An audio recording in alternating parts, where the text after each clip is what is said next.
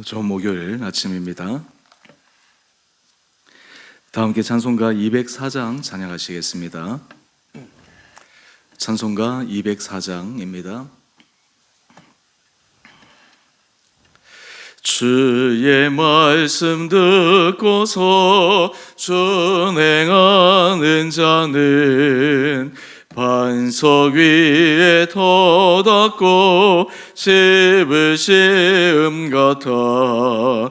비가 오고 물나며 바람 부딪혀도 반석 위에 세운 집 무너지지 않네. 잘 짓고 잘 짓세 우리 집 잘 짓세. 만세 반석 위에다 우리 집 잘 짓세. 주의 말씀 듣고도 행치 않는 자는 모래 위에 터닫고 집을 시음 같아. 비가 오고 물나며 바람 부딪힐 때 모래 위에 세운 집 크게 무너지네. 잘 짓고 잘 짓세 우리 집 잘 짓세. 만세 반석 위에다 우리 집 잘 짓세. 세상 모든 사람들 집을 신든 자니 반석 위가 아니면 모래 위에 신네. 우리 구주 오셔서 지은 상을 줄 때 세운 공로 따라서 영영 상벌 주리.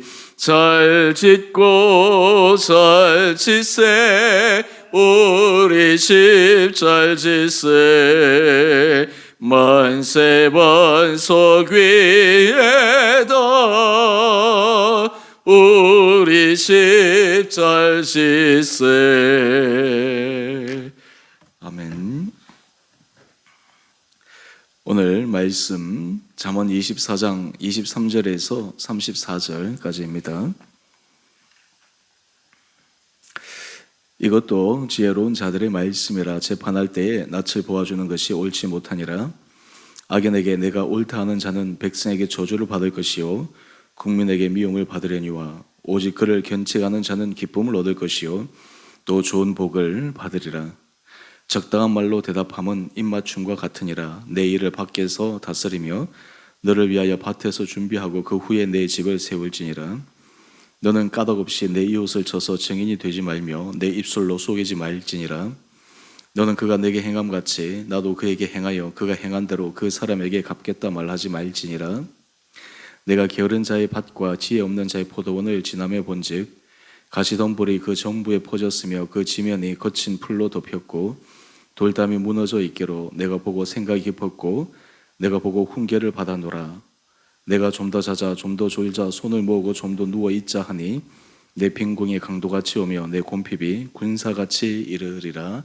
아멘. 좋은 목요일 아침입니다. 하나님께서 날마다 새로운 날 우리에게 힘 도와해 주시고 믿음 안에서 우리가 더욱더 주님 앞에서 깊은 성숙한 신앙인의 모습으로 한 걸음 한 걸음 전진할 수 있게 되기를 원합니다. 오늘 본문에 있어서 말씀은 일반적으로 우리가 가지고 있는 생각을 강화시켜주는 중요한 말씀입니다. 오늘 이 말씀을 통해 하나님께서 우리에게 지혜를 도와해 주실 뿐만 아니라 우리의 삶이 하나님 앞에서 더 근면 성실하게 힘있게 다가갈 수 있는 은혜의 결단 있는 귀한 시간 되기를 원합니다. 우리 23절 말씀을 한번 볼까요? 30개의 지혜 말씀이 끝나고 난 다음 또 중요한 몇 가지의 지혜 말씀을 잠언 기자는 우리에게 전달해 주고 있습니다. 재판할 때 낯을 보아주는 것이 옳지 못하니라. 여러분, 이것은 예나 지금이나 참 늘 사회의 문제 가운데 하나입니다. 공평정대하게 우리 사회에서 내로남불이 아니라 나의 문제든 다른 사람의 문제든 정확하게 똑같은 기준으로 판단하고 그리고 그에 대한 결과를 낼 수 있다라고 하는 것이 참으로 중요하죠. 그런데 이것을 알면서도 실제로 하기가 얼마나 어려운지 모릅니다. 재판할 때 낯을 보아주는 것이 옳지 못하다. 사실 아는 사람, 또 그리고 나에게 뭔가 도움을 준 사람, 전혀 몰랐지만 여러 가지 방법을 통해서 나에게 줄을 댄 사람, 참 그 사람의 얼굴 때문에, 그 사람의 여러 관계 때문에 재판해야 될 당사자가 올바른 재판을 하지 못하는 경우가 종종 있습니다. 사실 어느 정도 이 범위 안에서 일어나면 그나마 나을 텐데요. 문제는 잘못한 사람을 잘못하지 않았다고 하고 실제로 범죄한 사람을 범죄가 아니라고 얘기해버리면 이거는 심각한 문제가 되는 것이죠. 우리 24절 말씀에게 한번 보십시다. 악인에게 내가 옳다. 재판을 하는데 악인은 모든 사람들이 다 알고 있습니다. 저 사람은 잘못된 사람이다. 그런데 이분에 대해서 재판하는 사람이 옳다 인정해버리면 어떻게 되겠습니까? 요즘 영화 가운데 서울의 봄이라고 하는 영화가 아마 많은 사람들에게 큰 도전이 되고 또 많이 보는 것 같습니다.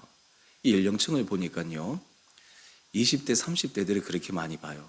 40대, 50대 이렇게 나이 드신 분들은 이미 알고 있는 역사적 사실이기 때문에 뭐 그게 큰 관심이 없는데 아마 20대, 30대들, 젊은 세대들이 이 서울의 봄 영화를 보면서 그 안에 우리 한국사의 그 흐름들에 관심을 가지는 모습을 보게 됩니다.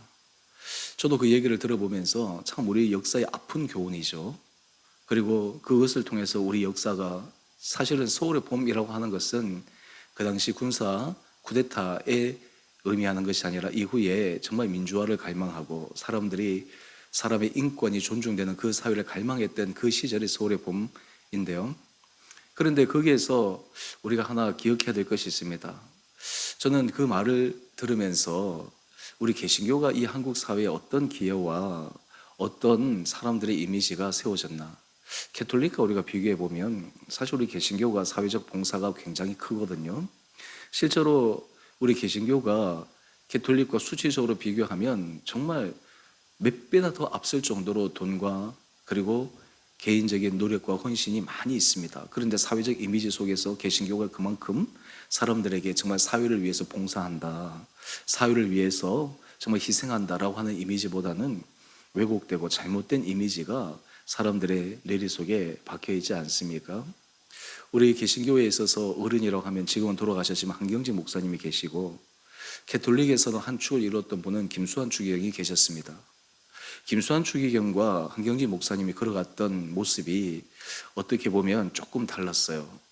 캐톨릭의 김수환 추기경은 당시 암울했던 시절, 어려웠던 시절, 정말 약자의 편에서, 정의의 편에서, 어떤 의미에서 자기의 목숨을 내어놓고서도 그것을 지켰던 분이 김수환 추기경이었습니다. 그래서 사람들이 김수환 추기경의 모습을 보면서 캐톨릭에 대한 이미지가 너무너무 좋아진 거예요. 여러분도 기억하실지 모르겠지만 김수환 추기경이 서거하고 난 다음 이 캐톨릭 인구가 얼마나 기하급수적으로 증가했는지 모릅니다. 그때 대대적으로 방송에 나가고 사람들이 그 캐톨릭의 이미지가 너무너무 좋아서, 신앙이 좋아서 그런 것이 아니라 이미지 때문에 그렇게 많이 간 것이죠. 사실 한경직 목사님도 정말 경건하고 우리 한국교회에 큰 획을 그었던 분이요, 청렴 결백한 분이었습니다. 그런데 이분이 개신교와 캐톨릭의 차이이긴 하지만 예전에 신군부가 정권을 잡았을 때 거기 가서 예배를 드려야 되는데 그 예배 자리에서 그 새롭게 취임한 대통령에 대해서 요수와 같다느니 모세와 같다느니 라고 하는 그러한 취지의 설교를 하셨어요. 사실은 이해는 할 수 있는 부분이지만 그것으로 인해서 젊은 세대들에게 얼마나 큰 마음의 아픔을 주었는지 모릅니다. 잘못된 것은 잘못됐다고 얘기를 해야 되는데 그것을 얘기하지 못하는 거예요. 왜 그럴까요? 내 혼자 얘기하면 되지만 그 뒤에 교인들, 개신교 이 탄압에 대해서 생각하니까 그렇게 하는 것이에요. 한경림 목사님 다음에 박조준 목사님이 영락교회를 이어받지 않았습니까? 박조진 목사님은 좀 개혁적인 분이고 진보적인 분이셨는데 이분이 거기에 대해서 사회적으로 있는 그대로를 막 얘기하셨잖아요. 그런데 결국에는 이분이 여러 가지 정권의 탄압을 받아가지고 참 그의 인생이 어려우셨던 것을 우리가 알고 있습니다. 여러분, 우리가 머릿속으로는 잘못된 것을 잘못됐다, 옳지 못한 것은 옳지 못하다 라고 얘기하는 것이 쉬운 것 같지만 결코 쉽지가 않습니다. 오늘 본문 말씀을 한번 보십시다. 악인에게 내가 옳다 하는 자는 백성에게 저주를 받을 것이요 국민에게 미움을 받으리라. 오직 그를 견책하는 자는 기쁨을 얻을 것이요 또 좋은 복을 받으리라. 여러분, 우리가 이것을 보면서 우리 개인의 삶에만 적용하는 것이 아닙니다. 한국 사회에 있어서 정말 믿음의 사람 그리스도인이라면 잘못된 것은 잘못됐다라고 말씀에 비추어서 얘기할 수 있고 또 하나님 앞에서 정직하게 나갈 수 있는 그런 믿음의 용기 있는 자들, 그런 모습이 우리에게 필요한 것이 아닌가 그런 생각을 해봅니다. 또 이어서 우리가 28절과 29절 말씀을 한번 보면 개인적 윤리 가운데 우리가 참 중요하게 생각해야 될 것인데요. 너는 까닭없이 내 이웃을 쳐서 증인이 되지 말며 내 입술로 속이지 말지니라. 거짓 증언하지 마라. 거짓 증인이 되지 마라. 너무나 중요한 것이죠. 그런데 우리가 살다 보면 나도 모르는 사이에 내가 정직한 진술을 하지 못할 때가 있어요. 사사로운 관계 때문에. 여러분, 공동체 안에서도 그런 일들이 흔히 발생하거든요. 어느 한 사람의 타겟을 딱 정해놓으면 소위 말해서 왕따라고 할 수 있죠.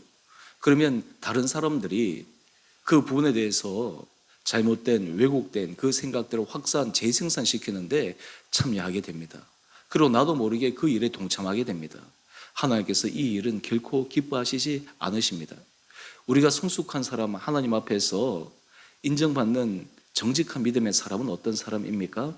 많은 사람들이 옳지 못한 말을 할 때 그건 아니다 라고 얘기할 수 있는 사람. 사실 이러한 결의를 갖고 이러한 마음의 중심을 갖고 살아가는 것이 참 어렵죠. 그렇게 살아가다 보면 세상에서 곤란을 겪게 될 수도 있지만 우리가 믿음을 가진 사람이라면, 하나님 앞에 신앙의 양심을 가진 사람이라면 하나님 앞에서 정직하게 이 길을 걸어갈 수 있는 그런 축복된 자가 되기를 간절히 원합니다. 교회 공동체 안에서도 이런 일들이 비일비재하게 일어나죠. 잘못된 증언들, 잘못된 거짓말들, 이런 말들이 한 사람을 완전히 상처를 받게 만들거나 공동체 전체에 큰 어려움이 만들어지거나 소위 말해서 말이 말을 낳는다고 이 말이 돌아서 그것이 결국 당사자에게 들어가서 얼마나 그 마음이 힘든지 우리는 경험을 통해서 익히 잘 알고 있습니다. 이런 일이 일어나지 않으려면 우리가 하나님 앞에서 늘 진실한 말, 정직한 말, 특별히 우리가 다른 사람에 대해서 좋지 않은 말, 다른 사람에 대해서 부정적인 평가, 이러한 것들은 정말 신중에 신중을 기하면서 할 필요가 있지 않나 그런 생각을 해봅니다. 우리 29절 말씀을 또 이어서 한번 보십시다. 너는 그가 내게 행함같이 나도 그에게 행하여 그가 행한 대로 그 사람에게 갚겠다 말하지 말지니라. 보복에 대한 것입니다. 여러분, 사람은 사람에게 상처를 받거나 사람에게 어떤 큰 해를 받게 되면 되갚아주고 싶은 마음이 있습니다. 어제도 우리가 함께 이 부분에 대해서 나누었지만 이것이 당연한 사람의 마음입니다. 그런데 하나님 앞에서 성숙한 신앙인의 그리스도인의 모습은 이 보복하는 것을 중단하는 것이에요. 예수님께서 내 원수를 사랑하라 말씀하셨는데 사람들이 얘기합니다. 원수를 어떻게 사랑할 수 있습니까? 미국의 흑인 인권 운동가 마틴 루터 주니어 잘 아실 것입니다. 한 사람이 이 마틴 루터에게 찾아와서 얘기를 합니다. 우리를 탄압하고 억압하고 오랜 세월 동안 힘들게 했던 저 백인들을 어떻게 우리의 형제처럼 사랑할 수 있습니까? 그때 이 마틴 루터가 실제적인 참 좋은 얘기를 했습니다. 저는 그렇게 생각합니다. 그 사람을 내가 정말 사랑하는 가족처럼, 나와 함께 고난의 길을 걸어갔던 형제처럼 백인들을 사랑할 수는 없습니다. 하지만 우리는 그 사람에 대해서 보복하지 않기로 결심해야 합니다. 보복하지 않기로 결단하는 것, 이것이 바로 우리가 걸어가야 될 길입니다. 그래서 흑인 인권 운동이 성공을 거두었던 이유는 무엇입니까? 보복하지 않기 위해서 걸어간 것이에요. 그게 바라서 당시에 말콤 X라고 하는 사람이 있습니다. 이 사람도 흑인 운동에 있어서 한 축을 이루었는데 여기서 얘기하는 중요한 원리 가운데 하나는 보복해야 된다는 거예요. 갚아줘야 된다는 거예요. 폭력도 불사해야 된다라고 하는 거예요. 그런데 순간은 통쾌할지 모릅니다. 그런데 역사가 지나고 난 다음 어떤 흐름이 남습니까? 바로 이 마틴 루터 킹 주니어의 그 평화, 보복하지 않겠다라고 하는 그 정신이 남은 것이에요. 이 정신이 어디에서부터 이어졌습니까? 마하트마 간디에서부터 계속 이어져 온 것이죠. 남아프리카 공화국에서 흑백의 그 차별 가운데서 그 사회를 어루만지고 그 사회를 싸매었던 가장 원리 가운데 하나가 무엇입니까? 보복하지 않겠다라고 하는 거예요. 진실과 화해 위원회를 만들어서 거기에서 얘기를 합니다. 만약 백인들이 여러분들이 한 과거의 잘못, 과거의 실수를 정직하게 고백하십시오. 그리고 그 피해자에게 있는 사실 그대로 밝혀주십시오. 그렇게 된다면 우리는 당신들의 그 지난 과거의 죄에 대해서 묻지 않겠습니다. 고백했을 때 묻지 않는다. 보복하지 않겠다라고 하는 거예요. 예전에는 왜 말을 하지 않습니까? 얘기하게 되면 자기가 한 일에 대한 대가를 지불해야 되니까 사람들이 숨기는 거예요. 피해자들이 고통받는 것 가운데 하나는 무엇입니까?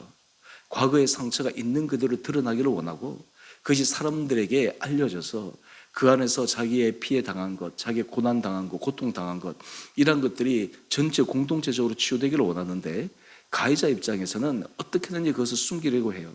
그것을 억압해 버리려고 해요. 피해자의 소리를 잠잠하게 만들어 버리려고 해요. 그런데 왜 가해자가 그렇게 하겠습니까? 그것이 드러나게 되면, 진실이 밝혀지게 되면 거기에 대한 대가를 자기가 지불해야 되니까. 그런데 오늘 말씀을 보면 보복하지 말라고 하는 거예요. 원수를 사랑하라라고 하는 중요한 정신의 첫 번째 출발은 보복하지 않는 것입니다. 여러분, 이것은 큰 일에만 관계되는 것이 아니라 우리의 개인적인 사사로운 관계 속에서도 우리가 주의하고 명심해야 될 말씀입니다. 사람이 보복이라고 한다고 해서 큰 것을 하는 것이 아닙니다. 우리는 내가 어떤 사람에게 말로 상처를 받았습니다. 그러면 꼭 말로 상처를 되돌려주는 사람이 있습니다. 내가 어떻게 행동으로 그 사람에게 상처를 받았다 그러면 나도 똑같이 해버리는 그러한 마음이 일어날 때가 있습니다. 그런데 지혜의 사람은 어떤 사람일까요? 되돌려주지 않는 것입니다. 보복하지 않는 것입니다. 여러분, 이것을 하게 될 때 그러면 그 사람의 잘못과 그 사람의 허물은 어떻게 판단받습니까? 우리가 믿는 중요한 신앙의 원리가 있습니다. 하나님은 선악간의 모든 것을 보고 계신다는 거예요. 하나님은 모든 것을 감찰하고 계시다는 거예요. 우리 손으로 할 때는 한계가 있지만 하나님께서 하실 때는 거기에는 정당하고 어떤 사람도 거기에 대해서 변명할 수 없는 정확한 판단으로 하시기 때문에 하나님의 심판의 손에 맡기는 것, 이것이 바로 우리 믿음의 사람들이 가져야 될 중요한 태도이라 생각합니다. 마지막으로 우리 30절 이하의 말씀을 보면 여기서 중요한 주제는 부지런함입니다. 여러분, 믿음이 좋은 사람들은 부지런해야 합니다. 우리 프로테스탄트 윤리 가운데 중요한 윤리 가운데 하나는 근면 성실한 거예요. 여러분, 신앙이 좋다고 하면서 근면하지 않다, 성실하지 않다, 자기 일에 있어서 최선을 다하지 않는다, 그것은 되지 않는 것이에요. 참 오래된 이야기지만 제가 전도사 시절에 그때 이제 조그마한 차가 있었는데 지방으로 갈 일이 있었어요. 지금 생각하면 참 웃음이 나는데요. 차가 얼마 되지도 않은데 지방을 가니까 차를 점검하러 갔어요. 그런데 그 수리하는 사람이 얘기합니다. 타이어를 갈아야 됩니다. 지금 생각하면 말이 안 되거든요. 그때 주행거리 마일리지가 한 10,000km도 채 되지 않았거든요. 근데 제가 이 자동차에 대해서 잘 몰랐는데 이 사람이 저를 어떻게 혹했냐 하면 제가 전도사라 그러니까 제가 온누리교회 찬양단 멤버입니다. 그래서 신앙적인 얘기를 막 하는 거예요. 자기가 어떻게 신앙생활을 하고. 그래서 제가 그 말에 혹해가지고 이 타이어를 다 갈아야 된다 그래서 네 짝을 다 간 거예요.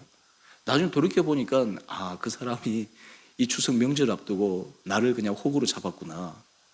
여러분, 삶의 자리에 있어서 그 사람은 근면 성실하게 일을 해야 되는데 그냥 근면 성실하게 일하지 않는 거예요. 사람을 속이는 거예요. 그런 일이 한 번은 일어나겠지만 그것이 반복되면 그 사람이 복을 받을 수 있겠습니까?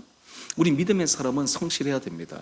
믿음의 사람은 그 어떤 사람보다 하나님 앞에서 더 부지런하게 나가야 됩니다. 신앙이 좋은 사람이 게으르다? 있을 수가 없는 얘기예요. 하나님 앞에 헌신의 자리에 서기 위해서는 부지런해야지 가능한 것이에요. 내가 잘 거 다 자고 내가 쉴 거 다 쉬고 내가 놀 거 다 놀고 내가 쓸 거 다 쓰고 하나님 앞에서 어떻게 헌신할 수 있고 다른 사람에게 우리가 봉사할 수 있고 살아갈 수 있겠습니까? 내 시간도 그렇고 물질도 그렇고 내가 근면 성실하게 아끼고 성실하게 살아야지만 우리 삶의 열매가 일어나는 것입니다. 이것이 바로 진정한 신앙인의 모습입니다. 33절 말씀인데요. 내가 좀 더 자자, 좀 더 졸자, 손을 모으고 좀 더 누워있자 하니 내 빈궁이 강도같이 오며 내 곰핍이 군사같이 이르리라. 게으름은 게으름을 부릅니다. 오늘 말씀을 통해 지혜는 우리로 하여금 겉면 성실하게 만듭니다. 지혜는 우리로 하여금 정직하고 옳은 길을 걸어가도록 합니다. 바라기는 우리 사랑하는 성도님들, 여러분의 삶을 통해 하나님께서 은혜 복을 더하여 주셔서 정말 지혜롭게 여러분 삶을 통해 주시는 하나님의 충만한 은혜 복을 누리시는 귀하고 복된 하루 되시기를 주님의 이름으로 축원드립니다. 함께 기도하겠습니다. 사랑의 주님, 오늘 이 아침 저희를 깨워주시고 주님 앞에 말씀으로 우리 삶을 정건케 하시니 감사합니다. 날마다 주 앞에 옳은 길을 걸어가며 또 옳은 말을 하며 겉면 성실하게 믿음의 길을 걸어가는 우리 온 성도들 되게 하여 주셔서 우리 성도들이 정말 하나님 앞에서 인정받는 길을 걸어갈 때 삶에 주님이 예비하신 놀라운 축복이 임하게 하여 주시고, 특별히 우리 주은혜 교회 공동체가 하나님의 크신 은혜 복을 받아서 가면 갈수록 많은 사람들에게 하나님이 함께 하신 사람에게 어떤 은혜가 임하는지를 삶의 모습을 통해 증거해 갈 수 있는 귀한 우리 성도들 되게 하여 주시옵소서. 오늘 이 하루도 주님께서 우리 성도들의 삶을 붙들어 주시고 우리의 마음을 주장하여 주시고 우리의 입술의 언어들과 그리고 우리 삶의 모든 습관들이 하나님 앞에서 새로워지는 믿음의 길단이 있는 복된 시간 되게 하여 주시기를 우리를 사랑하신 예수님 이름으로 감사 기도 드리옵나이다. 아멘. 하늘에 계신 우리 아버지, 아버지의 이름을 거룩하게 하시며 아버지 나라가 오게 하시며 아버지의 뜻이 하늘에서와 같이 땅에서도 이루어지게 하소서. 오늘 우리에게 일용할 양식을 주시고 우리가 우리에게 잘못한 사람을 용서하여 준 것 같이 우리의 죄를 용서하여 주시고 우리를 시험에 빠지지 않게 하시고 악에서 구하소서. 나라와 권능과 영광이 영원히 아버지의 것입니다. 아멘. 오늘도 믿음 안에서 승리하시는 복된 하루 되시기를 바랍니다.